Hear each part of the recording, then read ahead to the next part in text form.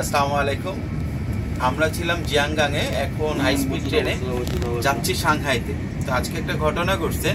ঘটনাটা হচ্ছে আমাদের ট্রেন 12 মিনিট লেট ছিল। সাধারণত হাই স্পিড ট্রেন এত লেট হয় না, একদম টাইম টু টাইমে আসে। সাধারণত আমার দেখা মতে চায়নাতে এরকম দেখি খুব কম।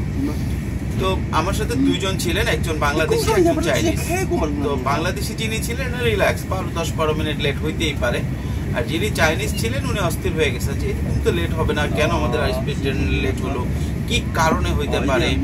তো সে অনেক কিছু বললো, যেটা আমরা হয়তো কিছু চাইনিজ বুঝলাম, কিছু ইংলিশ মিলায় যেটা বুঝলাম, অনেক কিছুই হতে পারে যেটার কারণ। সে অ্যানালাইসিস করে ফেলে এই কারণে, পাশে ইন্টারনেট ঘেটে বের করে ফেললো যে এই রুটে কোনো ঝামেলা আছে কিনা, কোনো সমস্যা আছে কিনা, কিভাবে এটা সলিউশন হতে পারতো, অনেক কিছু সে বলল।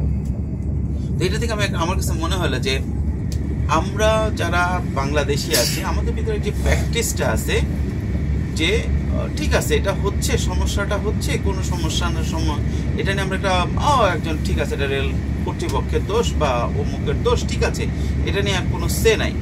কিন্তু আমি চাইনিজটাকে দেখলাম সে নিজেই চিন্তা করতেছে এবং সে ইন্টারনেট ঘেটে ওই রুটে কি সমস্যা হতে পারে, কেন সমস্যাটা হলো এবং সমাধান কি, সে অনেক কিছু বলার চেষ্টা করলো। মোরাল অফ দ্য স্টোরি হচ্ছে এটা শুধু ট্রেনের উদাহরণ না, আমাদের লাইফেও অনেক কিছু হয়, অনেক সময় সমস্যা হয়, আমরা ওটা আরেকজনকে দোষ দিয়ে আমরা চুপ করে থাকি। আমাদের উচিত ফাইন্ড আউট করা যে সমস্যাটা কোথায়।